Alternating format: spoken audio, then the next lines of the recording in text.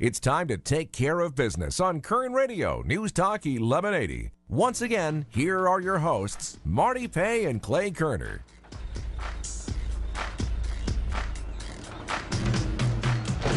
It used to be people robbed banks. Now banks rob the people. We are back on Taking Care of Business on Kern Radio Newstalk 1180. Our in-studio guest is Cathy Abernathy. Cathy, we were talking about education. I want to make one more comment about Waiting for Superman. My oldest daughter is a teacher in Northern California, and Clay calls her the liberal. And she saw the movie, and she felt the same way we did about the movie. I mean, it hit her really hard because as a teacher, she didn't really realize a lot of the stuff that's really going on. So it's affecting liberals as well as conservatives. They're starting to see the light. Right. It's in fact, that movie was made by the same man that produced An Inconvenient Truth, which was the opposite spectrum. But I think liberals, as well as conservatives, moderates, whatever you want to call yourself, have seen what happened to education, and it's not because we haven't given them enough money. Mm-hmm. You know, they've got an initiative that they pass, it's law now, that says no matter what the California budget is, they get half of it. Okay, so what they'd argue for more money for the dog program or something because they know they're going to get half of it. Wow. And so as long as that's there, there's zero incentive to run what's right. Is just get more money. So you can't argue that the schools need more money. It's just education has the money. It may not be spent the right way, but that's the insiders doing that to us. It's the bureaucrats that are running the program. It's not the voters of California. We have given them more generous than we could possibly imagine.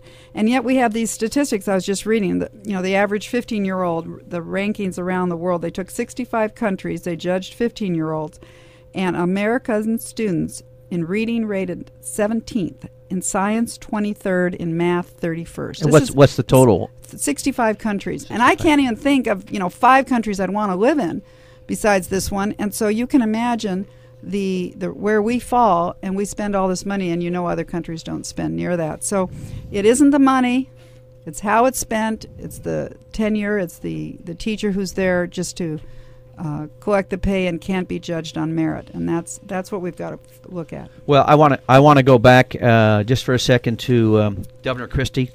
As you pointed out, he's taking on every spending organization, every liberal organization. He's turning that state around, and he's going to get drafted to run for president at the rate he's going. Well, he's been mentioned a lot, and I think it's just it's so refreshing every once in a while when you get someone who stands up there and is actually trying to do good and not just trying to get reelected. Because if he was trying to get reelected, he wouldn't be taking on the biggest political force in the state, which is the unions. Mm-hmm. So, he's trying to do the right thing more than run for president. Whether he runs this next time, I don't know. But we certainly need to let these when you recruit candidates from being governors, you get people that really know how to make a budget work, where the fat is, where the regulations, both federal and in their state, that are killing business or killing their programs. Those are sometimes the best place to find a good candidate for president. I thought we had community organizers was the way to go now. There you go. That's right, Clay. That's been the latest. I watch President Obama, and I have to be honest with you, I cannot believe hardly a word out of his mouth as being sincere. I think so many of us, because of the early introduction to him, and I don't know if you want to talk about President Obama right now, or I really never want to talk about him, but we might as well. I had a couple questions for you on President Obama. All right. Okay. Well, let me start off with, during the lame duck session, all of a sudden he has this mantle of being the great compromiser, okay? Henry Clay, move over. Now we have Obama as the great compromiser. And his polling numbers went up, okay? Is he going to try, do you think he's going to try to make himself look like the great compromiser and make the Republicans look like the bad guys for not wanting to compromise? And kind of that's his election strategy at this stage of the game? Well, I believe their strategy from day one was this. They walked in there with a very fat, large liberal majority in Congress. And they knew they couldn't hold it very long, but they knew The goal of Barack Obama was to do exactly what he's done here. It was no accident. He didn't misread the polls. He, wasn't off his rocker. He knew exactly what he was doing, which is, while I have these votes, I'm going to put in the far left agenda that we have been trying to pass for 30 years in this country. And he did it. And he did it over a lot of dead bodies, because he basically said the political decision was that we know we're going to lose members over their votes. But that's okay, because it's more important to get what we want in than to get what the people want. So, he went through that, and okay, they got whopped in November, and they're out.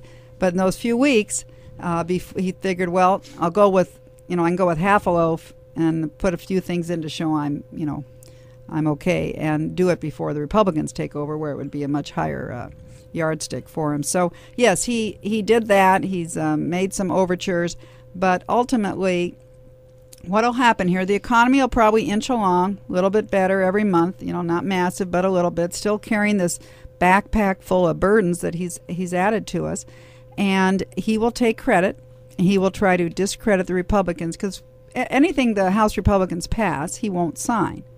And so he'll say they didn't do anything. But the fact that they're there is why business people and Wall Street and small business around the country feel a little comfortable, because they know they're not going to get massive new spending programs with the Republican House. And so the economy will do better, because business will feel certain they're a little bit safe from outrageous new taxes, outrageous new programs, so-called health reform, which is really a nationalization of our health care at an incredible price and burden on business and individuals.